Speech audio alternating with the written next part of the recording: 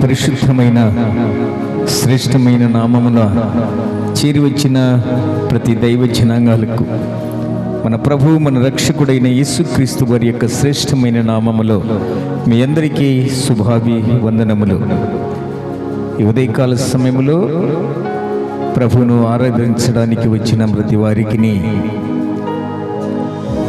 యేసు ప్రభుల వారి యొక్క ప్రేమను బట్టి ఆయన రక్తములో కడగబడి విమోచింపబడిన ప్రతి వారు ఆశ కలిగి బ్రతుకుతారు.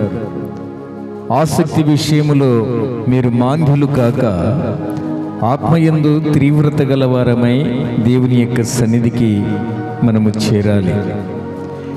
దేవుని యొక్క సన్నిధి చేప నీటిలో ఉంటే బ్రతుకుతుంది. ప్రతి క్రైస్తవుడు కూడా ప్రార్థనలో ఉంటే బ్రతుకుతాడు. చేపకు నీరు ఎలా బ్రతుకునిస్తుందో ప్రతి క్రైస్తవునికి కూడా దేవుని యొక్క సన్నిధి చాలా అవసరం. క్రీస్తునందు ప్రియ దైవ జనగమ, ఈ ఉదయకాల సమయంలో దేవుడు నాలో ఉంచిన, నా ఆత్మలో ఉంచిన కొన్ని మాటలను మనము ధ్యానించుకుందాం. ప్రియులారా, మొదటి పేతురు రాసిన పత్రిక 4వ అధ్యాయము 7వ వచనం. మొదటి పేతురు రాసిన పత్రిక 4వ అధ్యాయము 7వ వచనం. అయితే అన్నిటి అంతము సమీపమై ఉన్నది కాగా మీరు స్వస్థ బుద్ధి గలవారై ప్రార్థనలు చేయుటకు మెలకువగా ఉండుడి. Praise the Lord. ప్రార్థనలు చేయుటకు మెలకువగా ఉండుడి. అన్నిటి అంతము సమీపమైపోయింది. నీకు కనపడుచున్న ప్రతి దృశ్యము అదృశ్యము కాబోతుంది. దేవాది దేవుడు కలుగ చేసిన ఈ భూమి ఆకాశములు లయమైపోయే కాలం వచ్చింది. క్రీస్తునందు ప్రియ దైవ జనాంగమా, అన్నిటి అంతము సమీపమైంది. సమీపించింది గనుక మనమందరము మంచి బుద్ధి గలవారమై ప్రార్థన చేయుటకు మెలకువగా ఉండాలి. మెలకువ కలిగిన జీవితాలు. నేను చెప్పాను కదా, చేపకు నీరు ఎంత అవసరమో ప్రతి క్రైస్తవునికి కూడా ప్రార్థన అంత అవసరం. మెలకువ కలిగి బ్రతకాలి. మెలకువగా ఉండి ప్రార్థన చేయుడి అన్నాడు. అపొస్తలుల కార్యములు 16వ అధ్యాయము 16వ వచనములో కొన్ని విషయాలను మనము ధ్యానించుదాం. మేము ప్రార్థనా స్థలమునకు వెళ్ళుచుండగా పుతోను అను దయ్యము పట్టినదై సోదె చెప్పుట చేత తన యజమానులకు బహు లాభము సంపాదించుచున్న ఒక చిన్నది మాకు ఎదురుగా వచ్చెను. Praise the lord. ప్రియ దైవ జనాంగమా, ఇక్కడ పౌలు గారు ప్రార్థనా స్థలమునకు వెళ్ళుచు ఉండగా ఒక చిన్నది పుతోను దయ్యము పట్టి, ఆ చిన్నది పౌలు గారికి తన సహచరులకు ఎదురుగా వచ్చిందట. ఎక్కడికి వెళ్తున్నారు వీరు? ప్రార్థనా స్థలం. ప్రియ దైవ జనాంగమా, ప్రార్థనా స్థలము అంటే అపవాదికి ఇష్టం ఉండదు. ప్రార్థనా జీవితం అంటే అపవాదికి ఇష్టం ఉండదు. బైబిల్ చదువు ఒప్పుకుంటాడు వాడు, కీర్తనలు వాడు ఒప్పుకుంటాడు, వాడు స్తుతించు ఒప్పుకుంటాడు. కానీ నీవు మోకరిల్లి ప్రార్థన చేస్తే మాత్రం వాడు ఒప్పుకోడు. మన కుటుంబాలు అపజయ పాలు ఎందుకు అవుతున్నాయంటే, మన కుటుంబాలు ఓటమి పాలు ఎందుకు అవుతున్నాయి అని అంటే, పాటలు పాడతాం, దేవుని స్తుతిస్తాం, బైబిల్ ధ్యానిస్తాం, టీవీలో వాక్యాన్ని వీక్షిస్తాం, వింటాం, కానీ మన ఆత్మీయ జీవితములో మోకరిల్లే జీవితమును మనము కోల్పోయాం. మోకరిల్లి ప్రార్థన చేసే ఆ స్థాయిని మనం మర్చిపోయాం. అందుకే మన కుటుంబాలు అపజయం పాలవుతుంది. ప్రతి క్రైస్తవుడు కూడా విజయము సాధించాలంటే నీవు ప్రార్థన చేయగలిగే మంచి మనస్సాక్షి ఉండాలి, ఆసక్తి కలిగిన ప్రార్థన. ఏలియా మన వంటి స్వభావము కలవాడే, ఆయన ఆసక్తితో ప్రార్థన చేశాడు. ఈరోజు ప్రియ దైవ జనాంగమా, దేవుని సన్నిధికి వస్తాం, ఓకే, వాడు ఒప్పుకుంటాడు, వెళ్ళు దేవుని సన్నిధికి వెళ్ళు, స్నానం చేయి, దేవుని సన్నిధికి వెళ్ళు, దేవుని ఆరాధించు, కీర్తించు, బైబిల్ చదువు, వాక్యాన్ని బోధించు, దేవుని యొక్క వాక్యం విను. అయితే నీవు మోకరిల్లి ప్రార్థన చేస్తే నాకు ఇష్టం ఉండదు అంటాడు. ఎందుకంటే నీవు మోకరిల్లి ప్రార్థన చేస్తే వానికి ఇష్టం ఉండదు. ఎందుకంటే నీవు మోకరిల్లి ప్రార్థిస్తే వాడికి అపజయం కలుగుతుంది, వానికి ఓటమి కలుగుతుంది. కనుక ప్రతి మానవుని కూడా చెరలో వేసింది సాతానుడు. ప్రార్థనా స్థలమునకు వెళ్ళాలని పౌలు తన సహచరులతో దేవుని యొక్క ప్రార్థనా స్థలానికి వెళుచూ ఉండగా పుతోను దయ్యం ఎదురైందట. ప్రార్థన అంటే వాడికి ఇష్టం ఉండదు. నీ ప్రార్థనా జీవితాన్ని పతనము చేసేదే సాతానుడు. పాటలు పాడతాం, అద్భుతంగా పాడతామండి. లూసిఫర్ కూడా అద్భుతంగా పాడుతూ ఉన్న దేవుని యొక్క సన్నిధానములో మంచి స్వరం ఇచ్చాడు. కానీ తనలో గర్వము రావడం వలన ఆ గర్వం ఏం చేసిందంటే దేవదూతను కూడా దయ్యానిగా మార్చింది. యాకోబు అంటాడు కదా, ఆయన రాత్రి జాములో పడుకున్నప్పుడు అరణ్యములో ఒక నిచ్చెన చూశాడట. దేవదూతలు ఎక్కుచూ దిగుచూ ఉన్నారట. దేవదూతలు ఎక్కుచూ దిగుచూ ఉన్నారు అంటే భూమి మీద దేవదూతలు ఉన్నారా లేదా? ఉన్నారు. వారి అవసరమును బట్టి శరీరమును దాల్చుకుంటారు. వారు వాయువుతో సమానం. అవసరమును బట్టి వారి శరీరమును దాల్చుకొని మనతో కూడా మాట్లాడడానికి దేవుడు దేవదూతలను భూమి మీద కూడా మన కోసం ఏర్పాటు చేశాడు. యేసుక్రీస్తు వారి రక్తములో కడగబడిన ప్రతి వారికి పాదములకు రాయి తగులకుండా వారు ఎత్తి పట్టుకున్నటకు దేవదూతలను మనకు ప్రొటెక్షన్గా, కాపుదలగా దేవదూతలను దేవుడు పెట్టాడు మనకు భూలోకములో. కెరూబులు, సిరాఫులు దేవుణ్ణి ఆరాధించే దేవదూతలు. దేవదూతలకు కొన్ని పనులు ఇచ్చాడు దేవుడు. కోట్లాది కోట్ల దేవదూతల్లో కొంతమంది దేవదూతలకు కొన్ని పనులు ఇచ్చాడు. కెరూబులు, సిరాఫులు దేవుణ్ణి ఆరాధించేవారు, ఎల్లప్పుడూ దేవుణ్ణి స్తుతించేవారు. మిఖాయేలు దేవదూతకి ఏం చేశాడు? మిఖాయేలు దేవదూత ఏం చేస్తుంది? యుద్ధము చేస్తుంది మన పక్షమున. గాబ్రియేలు దూత ఏమైందండి? సమాచారమును తీసుకుని వస్తుంది. కొన్ని దేవదూతలు ఉన్నాయి. ఆయన రక్తములో కడగబడిన బిడ్డలను ఏ ఆపద వచ్చినా, ఏ కష్టం వచ్చినా నీకు ధైర్యం చెబుతూ నీ పాదములకు రాయి తగలకుండా ఎత్తి పట్టుకొనుటకు దేవదూతలను నీకు ప్రొటెక్షన్గా దేవాది దేవుడు భూలోకములు పెట్టాడు నీ ఇంటి చుట్టూ. అది నీకు తెలియకపోవచ్చు. ఈరోజు నీ వయసు ఎంతో జ్ఞాపకము చేసుకో. ఏ ఆపదల్లో, ఏ యాక్సిడెంట్లో, ఏ ఆటంకాల్లో, ఏ కష్టాల్లో ఎప్పుడో నీవు హ్యాంగింగ్ చేసుకొని సూసైడ్ చేసుకునే బ్రతుకునేది. ఇన్ని దినాలు నిన్ను ప్రొటెక్షన్గా కాపాడిన ఆ దేవుడు ఎందుకు నిన్ను కాపాడాడు అంటే ఆయన ప్రొటెక్షన్ నీతో ఉంది. నీతో వచ్చువాడు నీ దేవుడైన యెహోవాయే. ఆయన రక్తములో కడగబడిన బిడ్డలకు ఎప్పుడు ఆయన ప్రొటెక్షన్గా ఉంటాడు.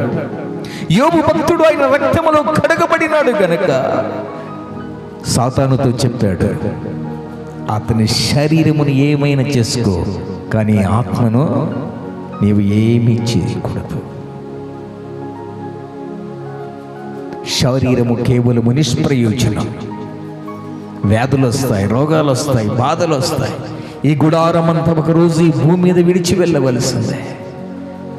ప్రియులారా, ఈ ఆత్మ ఉన్నంత కాలము మనం మాట్లాడగలము, చెల్లించగలము, జీవించగలము. ఈ ఆత్మ ఇక్కడి నుంచి వెళ్ళిపోయిన తర్వాత ఈ దేహానికి విలువ లేదు, ఈ దేహమునకు విలువ లేదు. నీ పేరు మరువబడుతుంది, నీ ఇల్లు మరువబడుతుంది, నీ స్థలము మరువబడుతుంది. ఈ దేహములో ఆత్మ ఉన్నంత కాలమే ఈ ఆత్మ దేవుడిచ్చిన బహుమానం.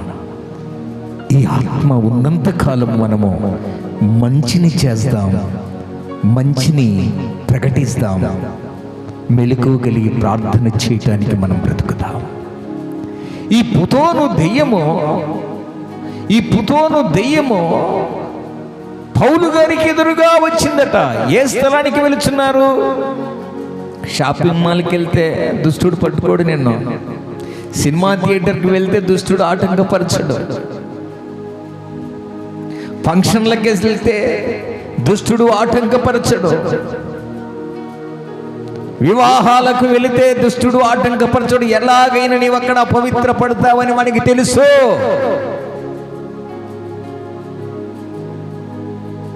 వాడు ఎందుకు ఆటంకపరచాడు తెలుసా? వాడి స్వాధీనములో నీవు ఉన్నావు గనుక.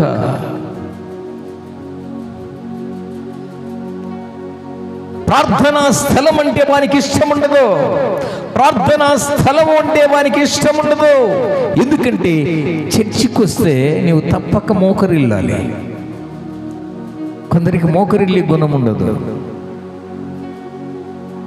ఎందుకంటే వాని స్వాధీనము చేసుకొని ఉంటాడు. నువ్వు పాటలు పాడు, వాక్యం విను, బైబిల్ చదువు, స్తుతించు, కానీ ప్రార్థనకు మాత్రం నీవు మోకరిల్లకూడదు. ఎందుకంటే మోకరిల్లితే వానికి అపజయం, వాడు ఓటమి పాలవుతాడు. అందుకే చర్చిలో ఉన్న ప్రతి ఒక్కరిని కూడా ఇలాగూ వాడుకుంటాడు వాడు.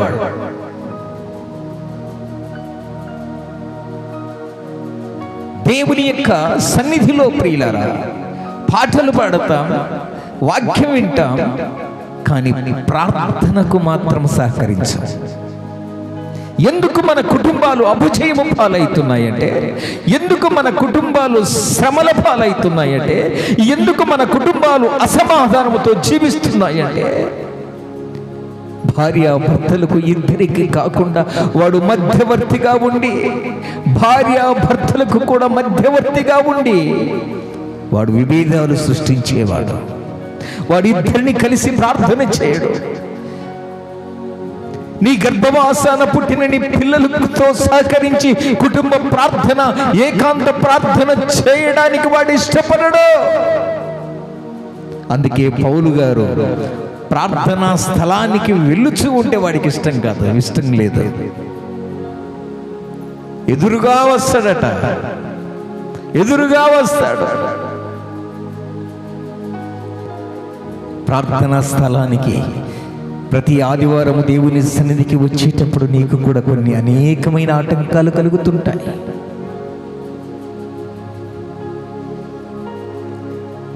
ముందే ఇల్లు ఏం చేస్తావు లెక్క, నువ్వు పాటగాడివా ఆటగాడివా, నువ్వు ప్రార్థన చేసేవాడివా? కొన్ని ఆటంకాలు సృష్టిస్తూ ఉంటాడు సాధారణ. దేవునికి నీకు ఉన్న ఆ సంబంధాన్ని కట్ చేస్తాడు వాడు. కరెంట్ ఎక్కడ ఉంటుంది? ట్రాన్స్ఫార్మర్ ఉంటుంది. ట్రాన్స్ఫార్మర్లో ఉన్న కరెంటు నీ ఇంటికి రావాలంటే ఏముండాలి? వైర్ ఉండాలి కదా. వైర్ లేకపోతే ఏమవుతుంది? కనెక్షన్ ఉంటేనే నీ ఇంటికి కరెంట్ వస్తుంది. వైర్ లేకపోతే సాతానుడు ఏం చేస్తున్నాడు? ఆ వైర్ను కట్ చేస్తున్నాడు. అందుకే యోహాను సువార్త 10వ అధ్యాయం 10వ వచనంలో అంటాడు, వాని పేరు దొంగ. వాడెవడట? దొంగ. దొంగతనమును, హత్యను, నాశనము చేయటానికి వస్తాడు. నీ ఇంటిని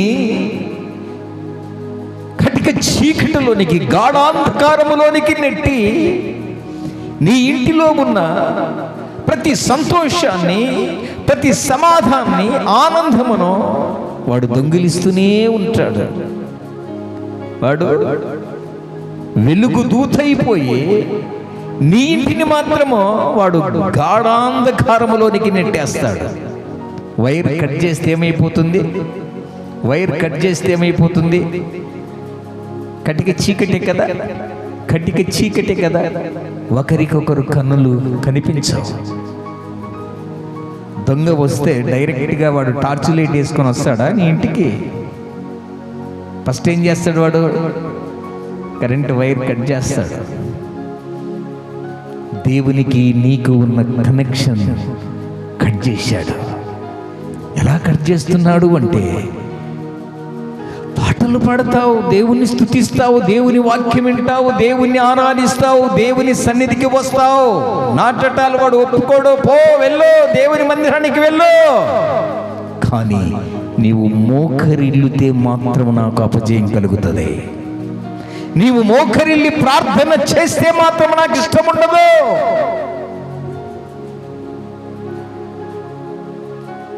మత్తయి సువార్త 16వ అధ్యాయం 18వ వచనములో ఒక చక్కని మాట రాయబడింది చూడండి.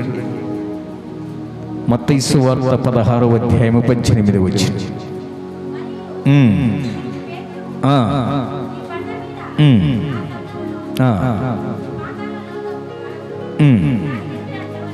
దాని ఎదుట నిలవలేవని నేను నీతో చెప్పుచున్నాను. పరలోక రాజ్యపు యొక్క తాళపు చెవులు నీకు ఇచ్చేదను. నీవు భూలోకమందు దేన్ని బంధించుదువో, దేవుణ్ణి బంధించుదువో, అది పరలోకమందును బంధింపబడును. భూలోకమందు దేన్ని విప్పుదువో, అది పరలోకమందును విప్పబడునని అతనితో చెప్పెను. అటు పిమ్మట 19వ వచనం మరియు 18వ అధ్యాయము 19వ వచనం. మత్తయి సువార్త 18వ అధ్యాయము 19వ వచనం. మరియు మీలో ఇద్దరు తాము వేడుకొను దేనిని గూర్చి అయినను భూమి మీద ఏకీభవించిన ఎడల అది పరలోకమందున్న నా తండ్రి వలన వారికి దొరుకునని మీతో చెప్పుచున్నాను. Praise the Lord. భూమి మీద ఇద్దరు అంటే ఎవరు? భార్య భర్తలు. సంబంధం ఎలా ఉంది? మన సంబంధం ఎలా ఉంది? మన ఆత్మీయ సంబంధం, బాంధవ్యం ఎలా ఉంది భార్యాభర్తల మధ్య? ఇక్కడ అంటాడు, భూమి మీద మీలో ఇద్దరు తాము వేడుకొను దేనిని గూర్చి అయినను భూమి మీద ఏకీభవించిన ఎడల, భార్యాభర్తలకు ఏకాభిప్రాయము లేదు, కోల్పోయారు. ఎందుకంటే భర్త ఒక రూటు, భార్య ఒక రూటు.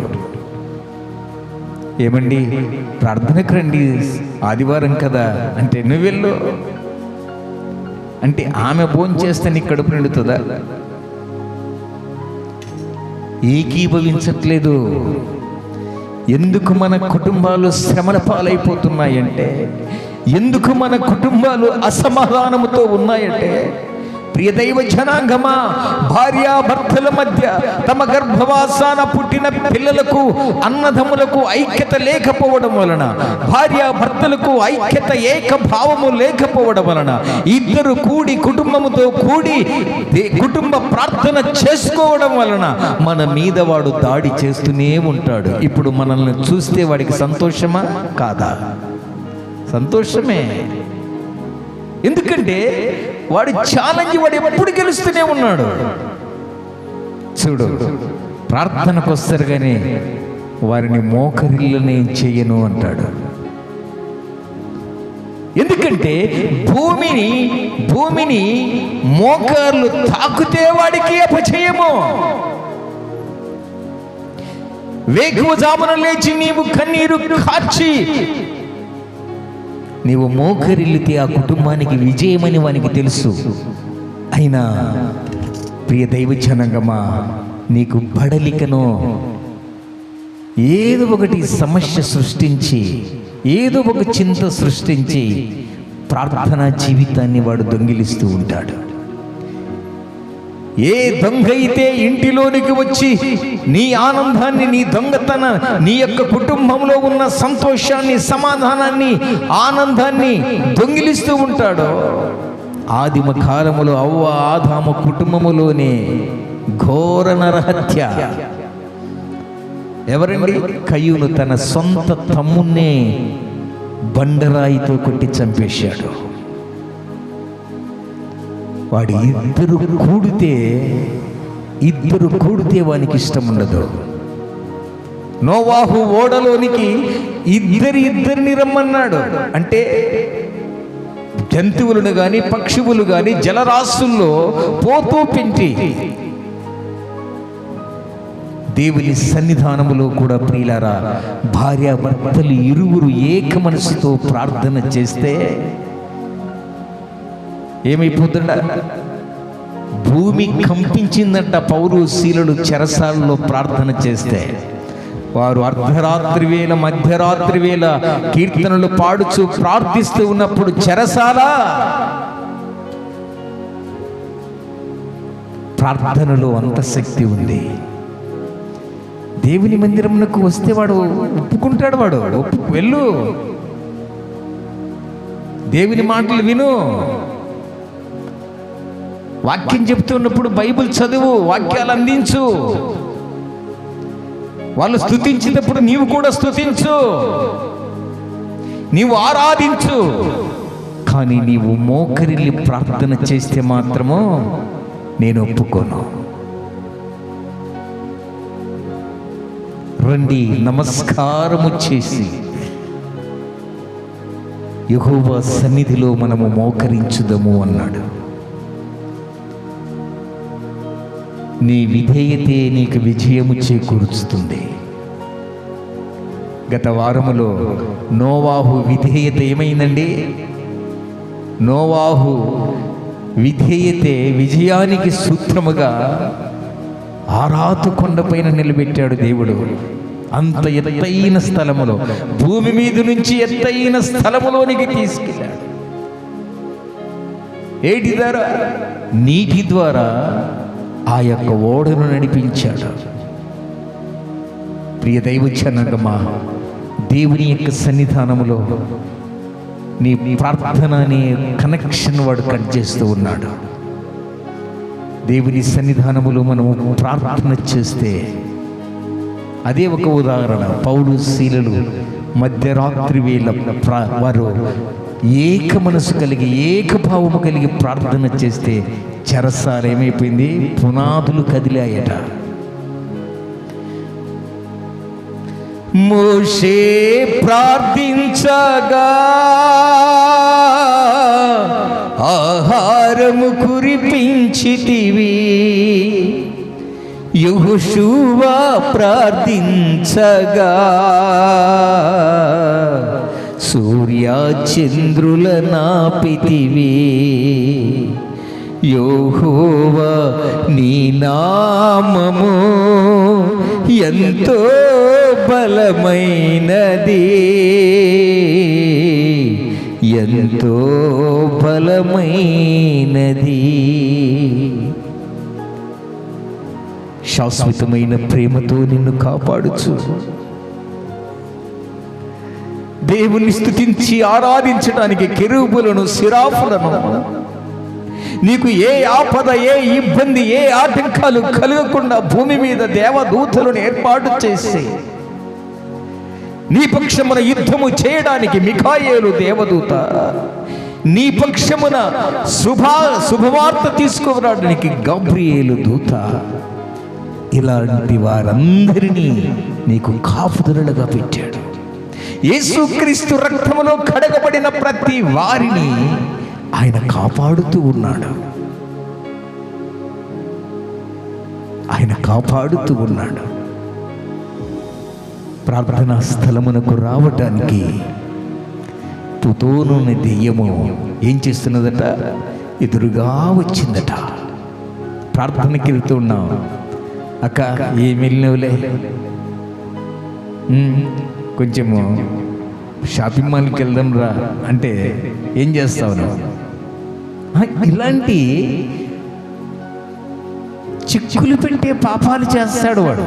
చిక్కులు పెట్టే అవి మనకు కనపడవు, ఆటంకాలు కలిగిస్తూనే ఉంటాడు వాడు.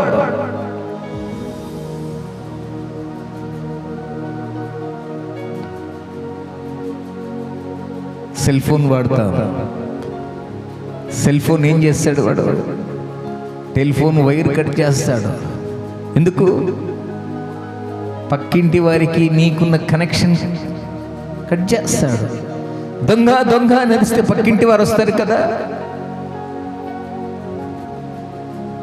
దొంగ దొంగతనము చేయడానికి వస్తాడు. నీ ప్రార్థన జీవితాన్ని దొంగిలిస్తూ ఉన్నాడు. మన కుటుంబంలో భార్యాభర్తలు ఏకీభవించకపోవడం వలన, మన కుటుంబ సభ్యులంతా ఏకముగా కూడి ప్రార్థన చేయడము, కుటుంబ ప్రార్థన లేకపోవడం వలన, ఒకే చోట కూర్చొని కనీసము భోజనము చేయని దుస్థితిలో ఉన్నాయి మన కుటుంబాలు.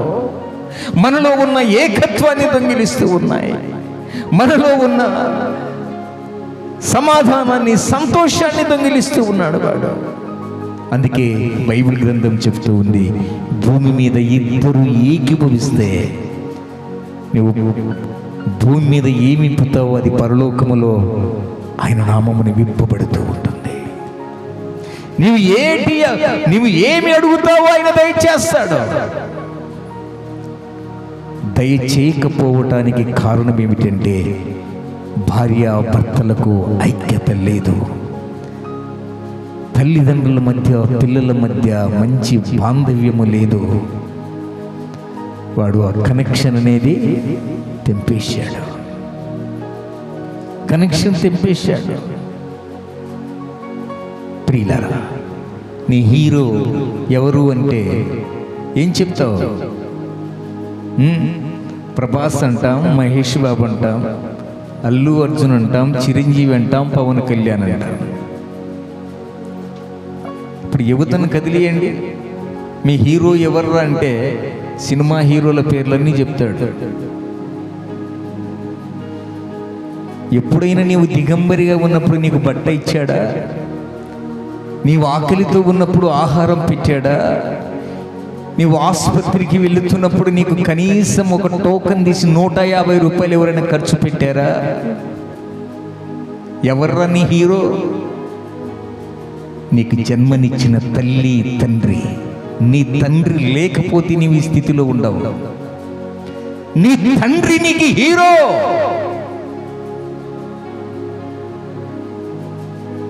పాలాభిషేకము, పూలాభిషేకాలు చేస్తారు. జన్మనిచ్చిన తల్లిని, తండ్రిని సన్మానించలేని దుస్థితి. నీ తల్లిని, నీ తండ్రిని సన్మానించువాడు దీర్ఘాయుష్మంతుడవుతాడని బైబిల్ చెప్తూ ఉంటే, వాని కటౌట్లు కట్టి, ఈయన కటౌట్లు కట్టి పాలాభిషేకాలకు అవి కరెంట్ షాక్ తగిలి వస్తున్నారు జనాలు.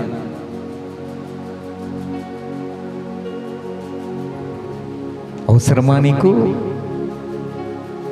తల్లిదండ్రుల మధ్య, పిల్లల మధ్య ఆ బాంధవ్యాన్ని ఎప్పుడో కోల్పోచేశాడు సాతానుడు. ఏకత్వము లేదు. నాన్న రండిరా భోజనం చేద్దామంటే మీరు తినండి, నేను తర్వాత తింటాను. రండిరా ప్రార్థన చేసుకుందాం, మీరు చేసుకోండి, నేను తర్వాత చేస్తాను. అంటే ఒక్కొక్కటిగా వాడు విడదీస్తూ ఉన్నాడు, విడదీసి వేటాడుతూ ఉన్నాడు. గుంపులు గుంపులుగా ఉంటే వాడు భయపడతాడు. ఇద్దరు చేరితే వాడికి అపజయము కలుగుతుంది. అందుకే ఒంటరిగా అరణ్యమునకు తీసుకుని వెళ్తూ ఉన్నాడు. దేని ద్వారా? సెల్ ఫోన్ ద్వారా. సెల్ ఫోన్ చేతికి చిక్కితే ఒంటరిగా ఏకాంతంగా పడుకుంటాడు ఒక రూమ్లో. ఎన్ని సంవత్సరాల పిల్లలకి? 1 సంవత్సరం పిల్లలకి సెల్ ఫోన్ ఇవ్వండి అండి. తల్లి ఎక్కడుందో, తండ్రి ఎక్కడుందో పట్టించుకోడు వాడు. అరణ్యములోనికి తీసుకుని వెళ్తాడు. లోకాన్ని అరణ్యముగా మార్చేశాడు వాడు. నీలో ఉన్న ప్రార్థనా జీవితానికి ఆటంకాలు కలిగిస్తున్నాడు. చెల్లి, ఈ శబ్ద యంత్రము ద్వారా వింటున్న ప్రియ దైవ జనాంగమా,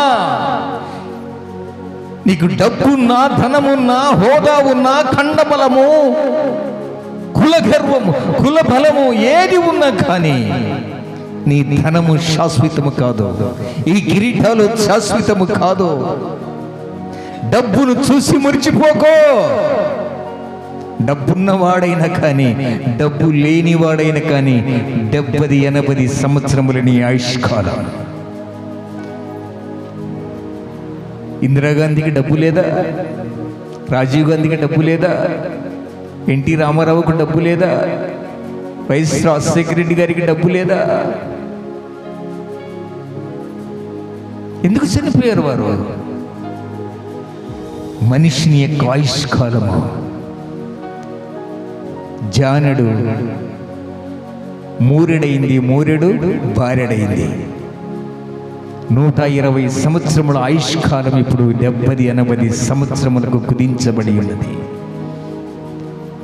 దుర్మార్గ పనులు చేయుచు బుద్ధిహీనముగా తిరుగుచు కాలమునకు ముందుగా నీవేళ చనిపోయేదవు. పాపము పరిపక్వమైపోయింది, ఆయుష్కాలము కూడా తగ్గించుకుంటూ వచ్చింది. ప్రియదైవ జనాంగమా, ఈరోజు నీవు ఒక్క పూటతో నీవు పచ్చడి మెతుకులు తింటూ ఉన్నావా? భయపడకు. లాజరు చనిపోయాడు, ధనవంతుడు చనిపోయాడు. అంటే ఏంటి? డబ్బున్న వాడికి కూడా మరణం ఉంది, డబ్బు లేని వానికి కూడా మరణం ఉంది. డబ్బున్నవాడు ఇక్కడ 1000 సంవత్సరములు పరిపాలన చేస్తాడా? చేయలేడు. ఈ లోకములో లాజరు కష్టపడ్డాడు, ఈ లోకములో ధనవంతుడు ఆనందపడ్డాడు, ఎంజాయ్ చేశాడు. ఇది కొద్ది దినాలు మాత్రమే. ప్రియదైవ జనాంగమా, నీ బంధువులు నీకు దూరం అయిపోయారా? నీ తోబుట్టువులే నీకు దూరం అయిపోయారా? నీకు డబ్బు లేదని, హోదా లేదని నీకు దూరం అయిపోయారా? భయపడకు, నిరాశ చెందకు, నిరీక్షణ వీడకు. రమ్ము యేసయ్య చెంతకు, నీ బాధలన్నీ తొలగిపోవును. ఎందుకు ఈ ప్రయాసపడుతున్నామంటే, ఎందుకు లోకములో ఉన్న వారందరి లాగా మనం ఎందుకు సంతోషపడడం లేదు? ఆదివారం వస్తే ప్రియులారా, లాజరు కొద్ది దినములు కష్టాన్ని అనుభవించాడు, ధనవంతుడు కొద్ది దినములు సుఖాన్ని అనుభవించాడు. డబ్బు, హోదా, అధికారం ఉన్నా కానీ ఓ మనుష్యుడా, ఈ శబ్ద యంత్రము ద్వారా వింటున్న ప్రతి మనుష్యుడికి, ఈ యూట్యూబ్ వీక్షిస్తున్న ప్రతి వారికి కూడా నా దేవుడు సెలవిస్తున్నాడు, నీకు డబ్బున్నా, అధికారం ఉన్నా, హోదా ఉన్నా, పదవి ఉన్నా, నీవు చనిపోతావు. చనిపోతే ఎక్కడ నీ స్థితి? ఎక్కడ నీ గమ్యం? ఎక్కడ నీ గమ్యం? అడుగుతున్నాడు. ప్రతి క్రైస్తవునికి ఉన్న ఆశయం ఏంటో తెలుసా?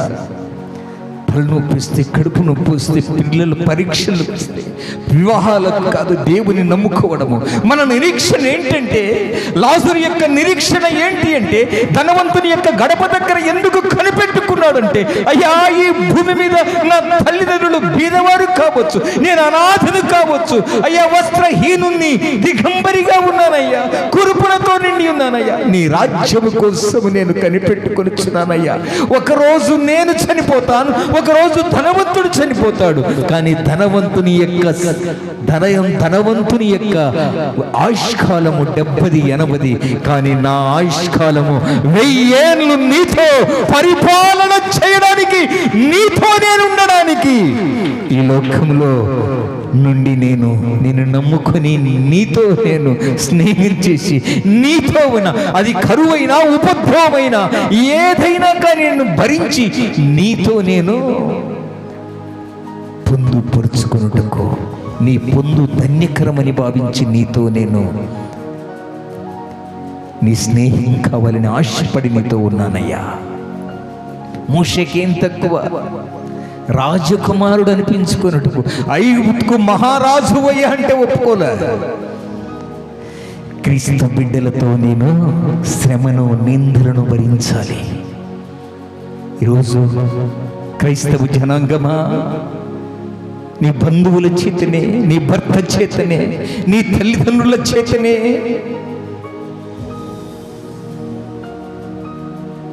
నీవు హింసింపబడుచున్నావా?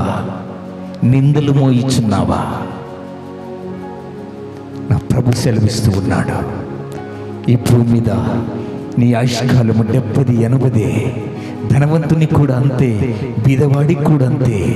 కానీ ధనవంతుడికి 70-80 సంవత్సరం ఆయుష్కాలము కంప్లీట్ అయిపోతుంది, తర్వాత యాతన పడాలి.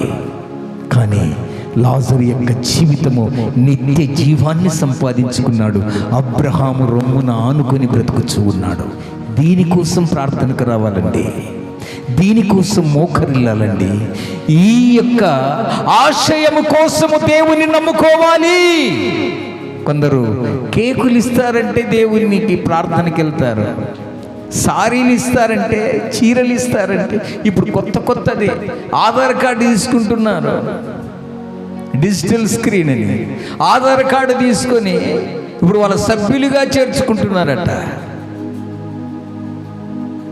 ఇప్పుడు ఆమె డైలీ వెళ్తుందా? వెళ్ళదు. సమస్య వచ్చినప్పుడే వెళ్తుంది. కేక్ ఇస్తున్నారంటేనే వెళ్తుంది, సారీస్ పంచుతున్నారంటే వెళ్తుంది. దీనికి నమ్ముకుంటున్నారండి దేవుడికి. వీరికి అందరికీ పరలోక రాజ్యం ఉంటుందా? అందుకే ఇరుకు మార్గమున పోరాడాలి. ఇరుకు మార్గమున వెళ్ళటానికి మనము పోరాడాలి. పోరాట పటిమ కలిగి బ్రతకాలండి. దైవ జనగమా, నీ భర్తను, నీ కుటుంబ సభ్యులను కుటుంబ యజమానురాలిగా నీవందరినీ ఒక దారిలోనికి తీసుకుని వచ్చేసి, ఈరోజు వాక్యం వింటున్న ప్రియ చెల్లి, కుటుంబంలో ప్రతి ఒక్కరూ ప్రార్థన చేయగలిగి సమూహముగా ప్రార్థన చేస్తే వాడికి అపజయము కలుగుతుంది. వాడు ఎందుకు విజయము సాధించి ప్రపంచములో ఉన్న ప్రతి మానవుణ్ణి గాలమేస్తున్నాడు అంటే కూడి ప్రార్థన చేయటము లేదు గనుక, భార్యాభర్తలకు ఐక్యత లేదు గనుక, తల్లిదండ్రులకు పిల్లలకు మధ్య ఏకత్వము లేదు గనుక వాడు ఒంటరిగా చేసి ఏం చేస్తున్నాడట? ప్రియులారా, ప్రార్థన అనే కనెక్షన్ కట్ చేస్తూ ఉన్నాడు. మోకరిల్లి ప్రార్థిస్తాం, మోకరిల్లి ప్రభువును ప్రార్థిస్తా. ప్రియులారా, వారు ఎలాగున్నారు? వారి కడుపున పుట్టింటి నేను బాగుండను కదా, నేను కారులో తిరుగుతును కదా, నేను ప్లైన్లో తిరుగుతును కదా అని కొంతమందికి, వారి గర్భమున నేను ఎందుకు పుట్టలేదని ఆశపడుతూ ఉంటారు కొందరు. ఓ యవనుడా,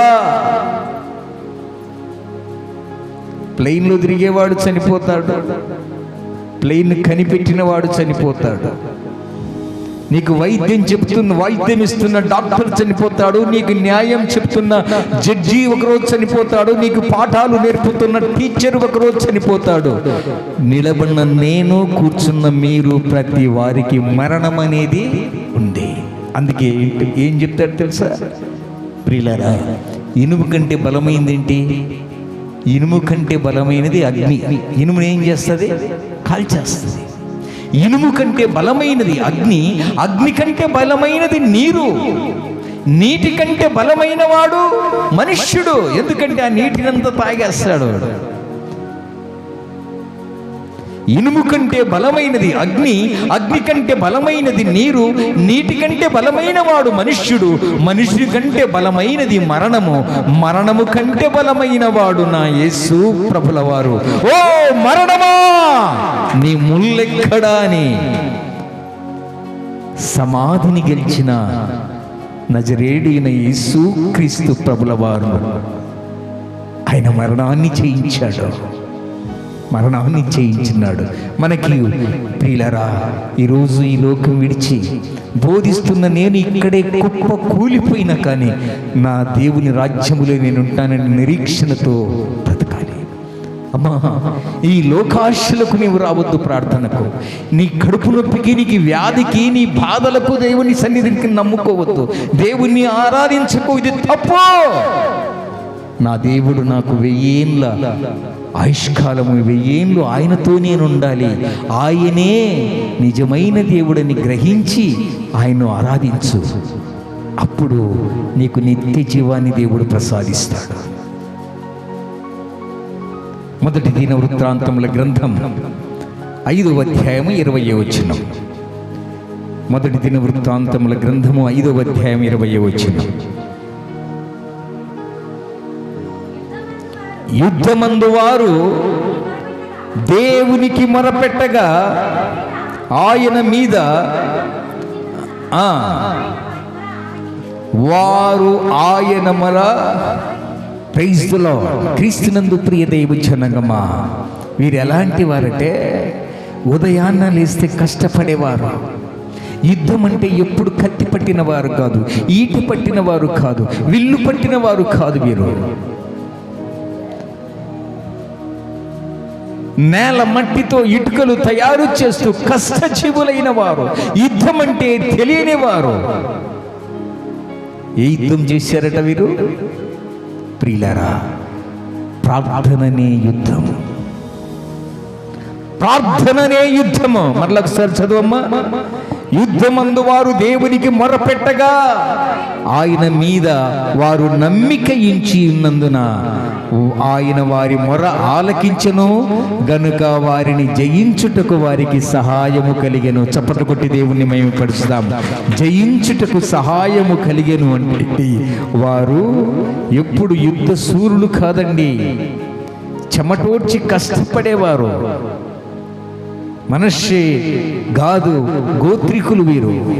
ఎప్పుడు కష్టపడ్డవారు, ఎప్పుడు విల్లు పట్టిన వారు కాదు, యుద్ధము చేసిన వారు కాదు.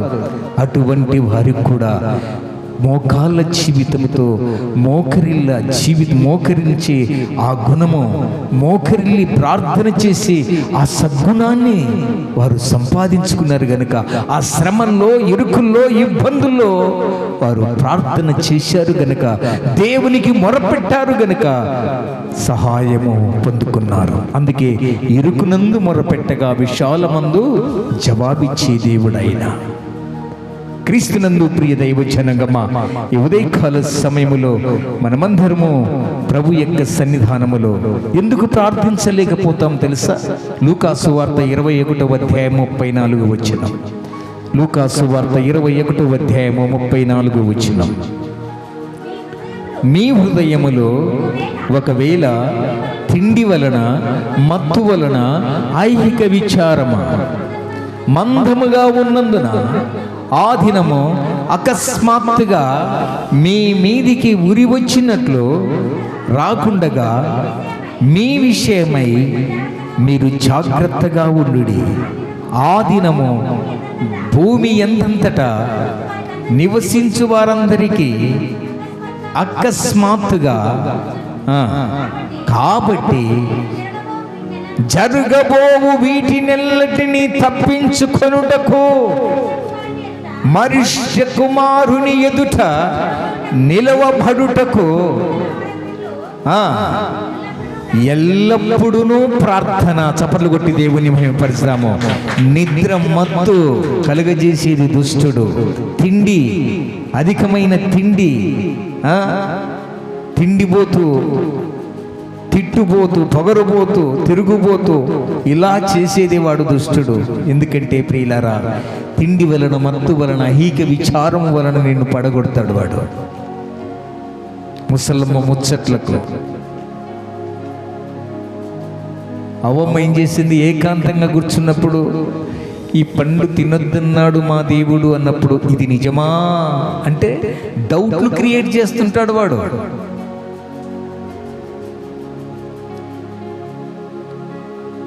అందుకే స్త్రీలు తప్పక జాగ్రత్తగా ఉండాలి. ఒక పండును ఆశగా చూపి ఆ ఒమ్మను పడగొట్టింది ఘట సర్పం, అనగా సాతానుడు. ఈ పుతోను అనే దయ్యము పెద్ద భూతము. ఇదేంటో తెలుసా? పుతోను అంటే ఏంటో తెలుసా? కొండ చిలువ. కొండ చిలువ ఏం చేస్తుంది? మనుషులను మింగేస్తుంది. అది పెద్ద దయ్యం. ఇది ప్రార్థనా స్థలమునకు వెళ్ళే వారినందరినీ ఆటంకపరిచే పుతోను దయ్యము.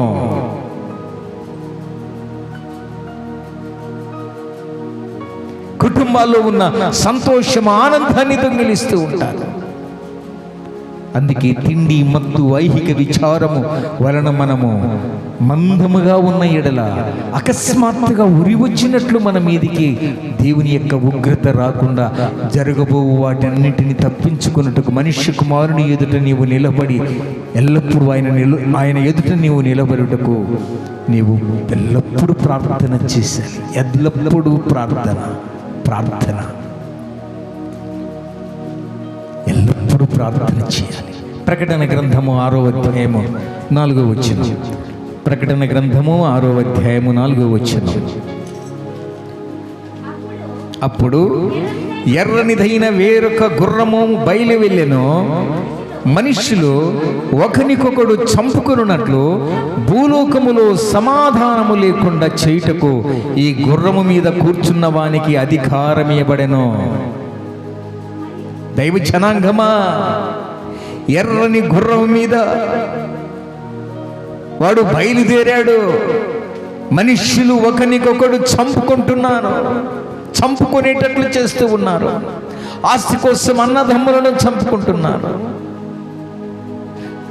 ప్రభుత్వం ఇచ్చే పింఛన్నే వృద్ధురాలను గొంతులు కోస్తున్నారు, హత్యలు చేస్తూ ఉన్నారు.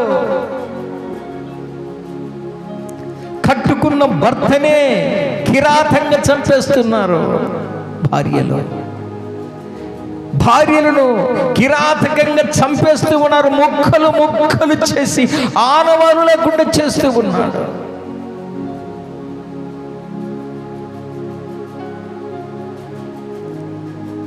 వాడెవడో తెలుసా?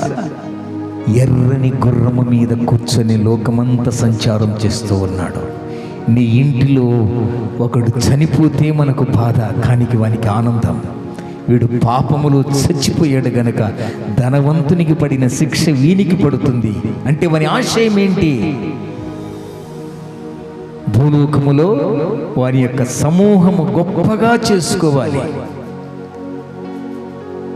ఆయన రెండవ రాకడలో వచ్చినప్పుడు, ఇదిగో యేసు ప్రభువు, నా సమూహము చూడు ఎంత సమూహమో,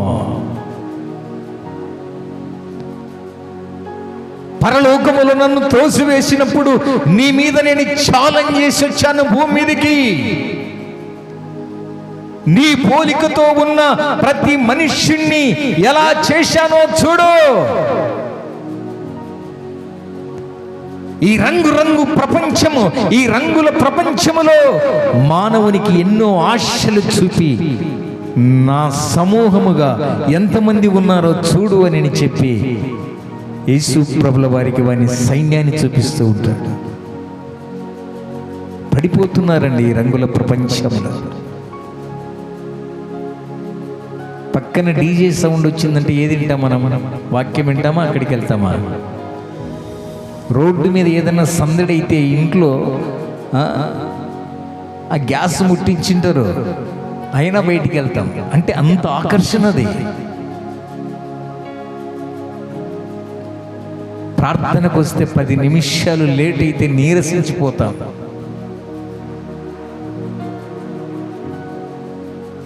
దశంభాగం ఇస్తున్నావా దేవునికి?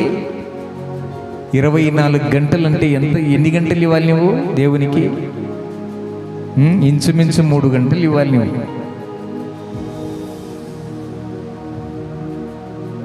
కొన్ని సంఘాలలో ఉంటారు, వాక్యం ఉండదు, ఏముండదు, మంత్రాలు చదివినట్టు చేస్తారు, పంపిస్తారు. పెళ్ళిళ్ళు కూడా అలా చేస్తారు. వాక్యము నెమ్మదినిచ్చేది, వాక్యము బ్రతికించేది. అందుకే 1 తిమోతీయులకు రాసిన పత్రిక 4వ అధ్యాయము మొదటి తిమోతిలకు రాసిన పత్రిక 4వ అధ్యాయము 4వ వచనం. దేవుడు సృజించిన ప్రతి వస్తువు మంచిది, కృతజ్ఞతాస్తుతులు చెల్లించి పుచ్చుకొనిన ఎడల ఏదియు నిషేధింపదగిన కాదు. అది తినకూడదు, ఇది తినకూడదు. దేవుడు సృజించిన ప్రతి వస్తువు కూడా ఏమంటున్నది బైబిలు? మంచిది, కృతజ్ఞతాస్తుతులు చెల్లించి పుచ్చుకొనిన ఎడల ఏదియు నిషేధింప తగినది కాదు. ఇప్పుడు ఎవరైనా నీకు పలహారం ఇచ్చారనుకో, ఏదైనా తెలియక పెట్టారనుకో, తింటావా తినవా?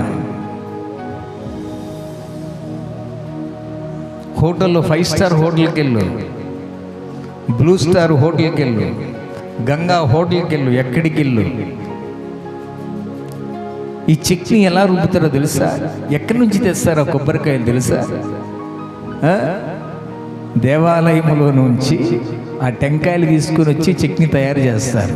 అవి కూడా విగ్రహాలకు అర్పించబడినవి. కానీ బ్రేక్ఫాస్ట్ అని కుటుంబ సమేతంగా హోటళ్లకు సపరివారి సమేతముగా వెళ్ళి హోటల్లో నీవు బ్రేక్ఫాస్ట్ చేయట్లేదా? బైబిల్ చెబుతున్న సత్యం ఏంటి? నీకు తెలియక ఏదైనా ఉన్న ఎడల దేవుడు సృజించిన ప్రతి వస్తువు కృతజ్ఞతాస్తుతులు చెల్లించి నీవు ఏమంటున్నాడు ఇక్కడ? పవిత్రపరచుకును. అది ఏదియూ నిషేధింపదగినది కాదు, ఏలయనగా అది దేవుని వాక్యము వలనను ప్రార్థన వలనను పవిత్రపరచబడినది. అంటే వాక్యము ప్రాధాన్యముగా ఉంది, ప్రార్థన మనిషిని అపవిత్రమైనది పవిత్రపరిచేది వాక్యము, ప్రార్థన.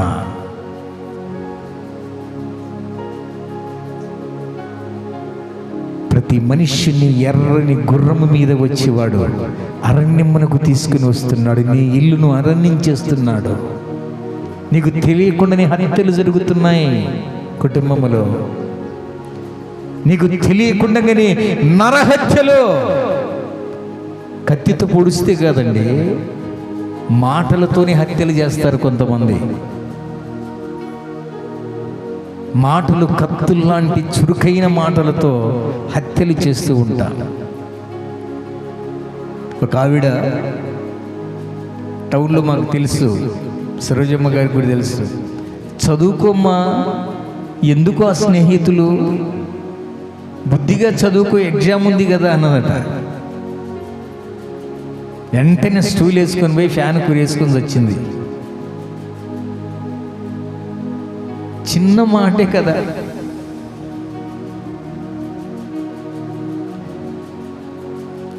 నీ సహవాసం ఎటువంటిదో, నీ సాంగత్యం ఎటువంటిదో, యవనుడా 18 సంవత్సరములు పెంచి పోషించి నీవు ప్రయోజకుడవు కావాలని ఎంత ఆశపడ్డారో ఆ తల్లిదండ్రులు. ఒక చిన్న మాట అంటే పడలేవా తల్లిదండ్రులు? ఆ చిన్న మాటకే ఆత్మహత్య చేసుకుంటావా?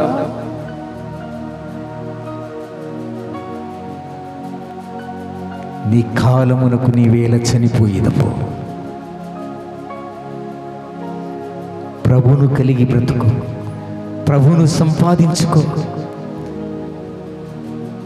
ఈ లోకమంతయు నేను పెంట అని ఎంచుకుని నేను ప్రభువును సంపాదించుకుని గురి యొద్దకే పరిగెత్తుకుంటున్నాను అంటాడు అపొస్తలుడైన పౌలు గారు. ఈరోజు అంశం ఏంటో తెలుసా? వాక్యం విను, వాడు ఒప్పుకుంటాడు. పాటలు పాడు, వాడు ఒప్పుకుంటాడు. ఎవడు? అపవాది. దేవుని స్తుతించు, ఒప్పుకుంటాడు. చప్పట్లు కొట్టు గాంభీరంగా. బైబిల్ చదువు, బైబిల్ విను, వాక్యాన్ని బోధించు, సంతోషపడతాడు. ఇక కొద్ది నిమిషాలు బయటకు వస్తావు కదా. అన్నీ ఒప్పుకుంటాడు. కానీ నీవు దేవుని యొక్క సన్నిధి స్థలములో మోకరిల్లి ప్రార్థన చేయడం వానికి ఇష్టం ఉండదు. నువ్వు ప్రార్థన చేస్తే వాడు ఓడిపోతాడు. ఎంతమంది ప్రార్థన చేస్తాం మనం?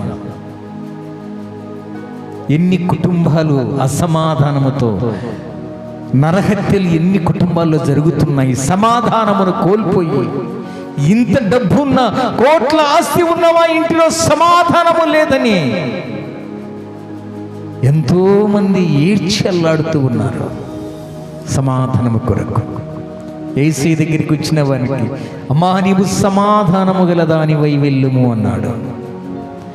ఎందుకంటే ఆయన సమాధానానికి కర్త గనుక, సమాధానం ఇచ్చేది యేసయ్య గనుక. ఈరోజు దేవుని యొక్క సన్నిధిలో మన కుటుంబంలో నరహత్యలు జరుగుతున్నాయా? సమాధానమును కోల్పోయావా? సమాధానమునిచ్చేది నా యేసు ప్రభుల వారు. ఆ సమాధానమునకు కర్త అయి ఉన్నాడు ఆయన.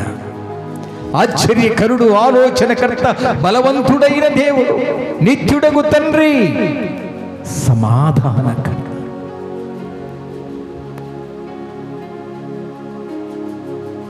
వాక్యము పవిత్రమైనది, ప్రార్థన పవిత్రమైనది. వాక్యం వినాలి, ప్రార్థన చేయాలి. ప్రతిదీ కూడా నిషేధమైన దాన్ని పవిత్రపరిచేది ప్రార్థన. అందుకే నీ ప్రార్థన గోపురాన్ని పడగొడుతున్నాడు. ఉదయాన్నే లేస్తే మోకరిల్లడము మానేస్తున్నాము. ఉదయాన్నే లేస్తే దేనితో గడుపుతున్నామో తెలుసా? ఉదయాన్నే లేస్తే సెల్ ఫోన్తో గడుపుతున్నాం. ఉదయం లేస్తే చీపిరి పట్టుకుంటాం స్త్రీలైతే. ఉదయం లేస్తే వంట పాత్రలు పట్టుకుంటాం స్త్రీలైతే. మన ప్రార్థన గోపురాన్ని ఏం చేశాడు వాడు? పడగొట్టేశాడు. ఏమండి, నాతో కూడా సహకరించి మోకరిల్లని ఒప్పుకోడు, రాడు. వారి కుమారుల పేర్లు ఏంటో తెలుసా? రాడు, రానివ్వడు, వచ్చినా ఉండడు. ఇప్పుడు కొత్త ఫ్యాషన్ అయిపోయింది. ప్రార్థన చేస్తుంటాం, ప్రార్థన చేస్తూ ఉంటే వాడు ఏం చేస్తాడంటే బయట నుంచి, రే అందరు కళ్ళు మూసుకున్నారు, ఇంకే వెళ్ళే ఎస్కేప్. ఇప్పుడు ఎవరైనా సరే ఇది ఒక కొత్త ఇదైంది.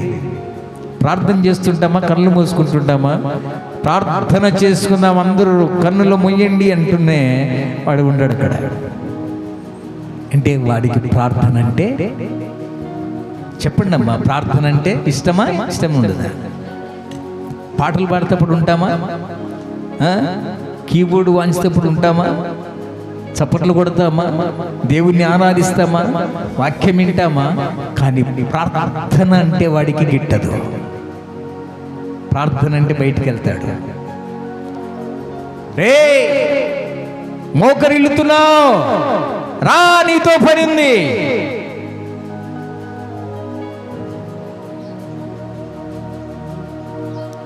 ఈరోజు ఈ ఆత్మీయ పాఠాలు మనము నేర్చుకుంటే పడిపోయిన మన ప్రార్థన బలిపీఠాన్ని మనము కట్టుకోగలుగుతాం.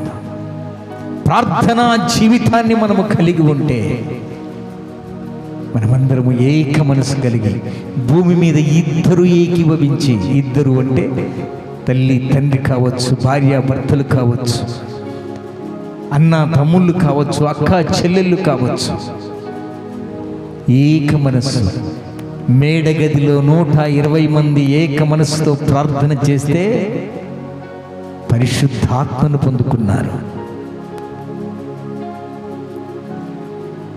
ఈరోజు ఏక మనసు కలిగి ప్రభువును ప్రార్థిస్తాం. ఈరోజు అంశం ఏంటో తెలుసా? ప్రార్థనకు కలిగే ఆటంకం. నీవు ప్రార్థిస్తే వాడు ఓడిపోతాడు, నువ్వు ప్రార్థించకపోతే వాడు గెలుస్తాడు. ఎవరిని గెలుస్తావు? ఎవరిని గెలిపిస్తున్నావు? నీవు ప్రార్థిస్తే వానికి ఓటమి, నువ్వు ప్రార్థించకపోతే వాడికి విజయం. అర్థమైందే? మోకరిల్లి ప్రార్థిస్తే అది ఒక బాధ్యత. ఉదయాన్నే లేస్తే ప్రార్థన.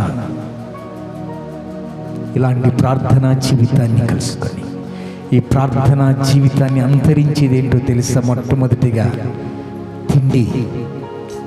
40 దినములు ఎందుకు ఆయన ఉపవాసం ఉన్నాడు అనుకో, ఎందుకంటే శరీరాన్ని నలగొట్టడం. ఒక్కొక్కరికి 1 గంట అయితే బెల్లు కొడుతూ ఉంటుంది. రే లంచ్ టైం అయిందిరా, వదులురా, ఆకలి అవుతుంది, వదులురా. శరీరాన్ని నలగొట్టుకోవడం. నలగొట్టుకోవడం అంటే శుద్ధతన. ఉపవాస ప్రార్థనలు, విజ్ఞాపన ప్రార్థనలు, సంఘాలలో గంటలు గంటలు కాదు ప్రార్థన చేసేది, ఏకాంతంగా కన్నీటి ప్రార్థన చేయి, దేవునితో గడుపు. ఒకవేళ ఇంట్లో ఏదైనా డిస్టర్బెన్స్ ఉంటుందనుకో, దేవుని మందిరంకి వచ్చి జతలు జతలుగా నోవాహు ఓడలో ఎలాగ వెళ్ళారో కుటుంబ సమేతముగా, లేకపోతే 2 భార్యాభర్తలు వచ్చి ఏకంగా ఒకరికొకరు చేతులు పట్టుకొని ప్రార్థన చేయండి. ఎందుకు విజయము సాధించము మనము? నీవు భూమి మీద ఇది నెరవేర్చలేవు. నీవు నెరవేర్చినంత కాలము వాడు విజయము సాధిస్తూనే ఉంటాడు. ఇది ప్రార్థనలో ఉన్న లింక్. ఈ లింక్ ఎప్పుడో కట్ చేశాడు వాడు. ఆ లింక్ సరిచేయాలంటే ఇంటికి దీపం ఇల్లాలు. ఇంటిని చూడు, ఇల్లాలిని చూడు అంటారు. ఆ ఇంటిని కట్టుకునేదే జ్ఞానవంతురాలు తన ఇల్లు కట్టుకున్నాను. పిల్లలను కూర్చోబెట్టు, భర్తను కూర్చోబెట్టుకొని. పిల్లరా, తల్లి ఒడివి ఏం నేర్పుతుందండి? పుట్టుతూనే ఒక బడి, తల్లి పాఠశాల, తర్వాత చదువుల బడి, తర్వాత దేవుని గుడి. నీ ఒడిలో పిల్లలకు పాఠాలు నేర్పాలి. పాఠాలు నేర్పితే ఆ పిల్లలు నీకు విరోధంగా ఉన్న నీ భర్తను కూడా మార్చగలిగే శక్తి పిల్లలకు ఉంటుంది. డాడీ, అమ్మ కన్నీరు కార్చి ప్రార్థన చేస్తా ఉంది డాడీ, ఒక్క నిమిషం మాతో కూడా కలిసి ప్రార్థించవా? నీవు అడిగితే అసహించుకోవచ్చు, కానీ నీ బిడ్డల ద్వారా చెప్పిస్తే తప్పక వింటాడు. నాన్న, మేము ప్రార్థనకి వెళ్తున్నాం, నీ పరిస్థితి ఏంటి నాన్న? ఒకరు విడువబడతారట, ఒకరు ఎత్తబడతారట. మన జీవితం ఏంటి? ఆస్తులు కాదండి, ధనము శాశ్వతము కాదు, కిరీటము శాశ్వతము కాదు. నీవు పచ్చడి మెతుకులు తిన్నా కానీ ఈ భూమి మీద జీవించినంత కాలము క్రీస్తు ప్రభువును కలిగి బ్రతుకో. బ్రతికినంత కాలము దేవా, నీకు విశ్వాసఘాతకుడిగా, నమ్మక ద్రోహిగా కాకుండా, ఇస్కరియోతు యూదలా కాకుండా నమ్మకమైన హతసాక్షిగా నేను నీలో జీవించి నీ ప్రత్యక్షత కోసం నేను ఎదురు చూస్తానని నిరీక్షణతో కనిపెట్టుకో. మన కుటుంబం పరలోకంగా ఉంటుంది. ఎప్పుడైతే మన కుటుంబం మోకరిల్లి ప్రార్థన చేస్తుందో ఆ కుటుంబములో ఆనందం, సంతోషం, ఏక మనస్సు కలిగి బ్రతుకుతాం. ప్రియ దైవ జనాంగమా, అందుకే బైబిల్ చెప్తూ ఉంది, మీ మధ్యనే పరలోకం ఉంది అంటాడు. అక్కడ ఉండే పరలోకం వేరు, మీ మధ్య ఉండే పరలోకం వేరు. ఈ దినమును చేద్దామా? ఇలాగూ మనము ప్రయత్నం చేస్తామా? ప్రయత్నం చేసి కట్టైన లింకును మరలా కనెక్షన్ అయ్యి ప్రభు యొక్క సన్నిధానములో మన ప్రార్థనలు, దేవదూతలు వర్తమానము మోసుకొని వెళుతూ వర్తమానము తీసుకుని వచ్చేవారు నిచ్చెన మీద ఎక్కుతూ జిగుతూ ఉన్నారు. నీ కష్టాలు, నీ సుఖాలను, నువ్వు చేసే ప్రార్థనలన్నీ దేవదూతలు దేవుని దగ్గరికి తీసుకుని నీకు ఏది అవసరమో, దేవా భార్యాభర్తలు ఈరోజు కలిసి ప్రార్థించారయ్యా, ఈ ధూపము ఇదిగో నేను తీసుకుని వస్తున్నాను. ఆ కుటుంబం ఏది అక్కరలో ఉందో, ఏ పరిస్థితిలో ఉన్నారయ్యా, వారి కోరికలు తీర్చని దేవదూతలు భూమి మీద నుంచి నీవు చేసే ప్రతి ధూపము నీవేసే ప్రతి ధూపము ప్రత్యక్ష గుడారములు, ఆవరణము, పరిశుద్ధ స్థలము, అతి పరిశుద్ధ స్థలము ఉన్నట్లు అతి పరిశుద్ధ స్థలమునకు సమీపముగా ఉండేది ధూపవేదిక. ధూపవేదిక అంటే ప్రార్థనా జీవితం. దేవునికి దగ్గరగా ఉండేదే ధూపము. ఆ ధూపం వేసేవారిగా ఉండాలి. దావీదు ప్రియులారా, రోజుకు దినానికి 7 మార్లు దేవుని స్తుతించాడు, 3 మార్లు ప్రార్థించేవాడు. ఇలాంటి వారికి ప్రియులారా శోధన వచ్చేసింది. ప్రతి సాయంకాలమున ప్రార్థన చేసేవాడు. మధ్యాహ్నము, ఉదయము, సాయంకాలమున ఆయన మొరపెట్టేవాడు. ఒకరోజు సాయంత్రం మిద్దె మీదికి వెళ్ళాడు. ప్రార్థించవలసిన దావీదు 50 సంవత్సరములు మచ్చ లేకుండా నాయకత్వం వహించి ఇశ్రాయేలు ప్రజలకు రాజుగా ఉన్నాడు. ప్రియులారా, వయసుకు పరిమితము కాదు, వాడికి వయసుకు పరిమితి లేదు. సాతానుడికి నీవు ఏ వయసులో ఉన్న, మధ్య వయసులో ఉన్న, చంటి బాలుడమైన, యవ్వనములో ఉన్న, వృద్ధాప్యములో ఉన్న నిన్ను పడగొట్టాలని వానికి ఆశయం. సాయంకాలమున దావీదు ఏకాంతంగా ప్రార్థన చేయడానికి ప్రతిదినము ప్రార్థన చేసేవాడు. సాయంకాలము మిద్దె మీదకి ఎక్కాడు. స్నానం చేస్తున్న ఒక స్త్రీని చూసి పడిపోయాడు. తన ప్రార్థనా జీవితాన్ని, తన ప్రార్థనా బలిపీఠాన్ని పడగొట్టుకున్నాడు. అందుకే దినదినము నీకు శోధనలు కలుగుతున్నాయి. అందుకే ప్రభు ప్రార్థన చేసింది ఎలా అంటే, శోధనలో ప్రవేశించకుండా. శోధన వచ్చిన తర్వాత మనం ప్రార్థన చేస్తాం. శోధనలో ప్రవేశించకుండా ప్రతి ఉదయమున వేకువజామున మోకరిల్లి ప్రార్థించేది ఏంటో, ప్రభువా ఈ దినము శోధనలో ప్రవేశించకుండా నన్ను కాపాడండి. ఇలాంటి ప్రార్థనలో మనం ముందుకు సాగుతాం. పడిపోయిన బలిపీఠమును కట్టుకుందాం. 50 ఏళ్ళు మచ్చలేని నాయకుడిగా, రాజుగా వర్ధిల్లిన ఒక్కరోజు పడేసిండు సాతానుడు. ఉదయము, మధ్యాహ్నము, సాయంత్రము 3 పూటలు దేవుణ్ణి ప్రార్థించే దావీదు ప్రార్థనా జీవితాన్ని పడగొట్టేశాడు. ఈరోజు నీ ప్రార్థనా జీవితాన్ని, మన కుటుంబంలో ప్రార్థనా జీవితాన్ని పడగొట్టేది ఎవరు అంటే అపవాది. అందుకే వాడి పేరేంటంట, కొండ చిలువ. కొండ చిలువ ఏం చేస్తుంది? మింగేస్తుంది. పుతూననే దెయ్యం ప్రార్థనా జీవితానికి ఆటంకం కలుగజేసేది. అందరూ మోకరిల్లుదాం. దేవా, ఈ ఆటంకాల నుంచి, ఈ పుతూననే దెయ్యము ఆటంకపరుస్తూ ఉంది. ఈ ఆటంకాలను తొలగించటానికి అయినా ప్రార్థన అనే జీవితాన్ని మేము పొందుకొనుటకు, తెగిపోయిన బాంధవ్యాన్ని మేము పొందుకొనుటకు దేవా నేను మాట్లాడుటకునైనా మరలా మేము మంచి మనస్సాక్షి కలిగి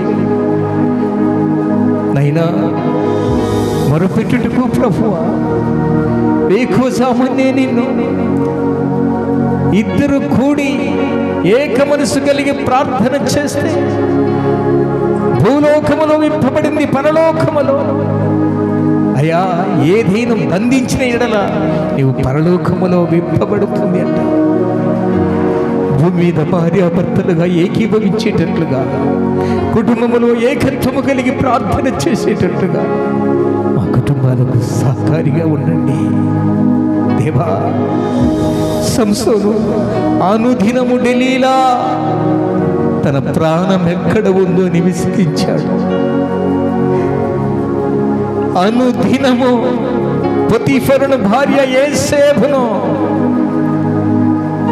అయ్యా నన్ను శయనించమని చెంగు పట్టుకొని బ్రతిమలాడుతూ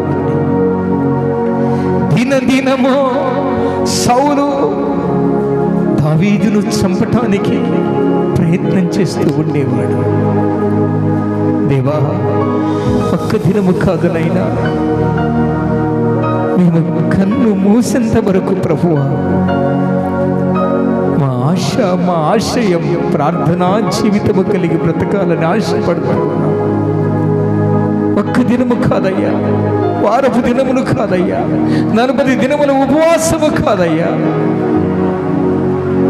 ఆ మనిషి కుమారుని ఎదుట శక్తిమంతులగునట్లు ఎల్లప్పుడూ ప్రార్థన చేయటానికి, ఎల్లప్పుడూ ప్రార్థన చేయటానికి నాయనా మాలో ఉన్న తిండి, మత్తు, ఐక్య విచారాన్ని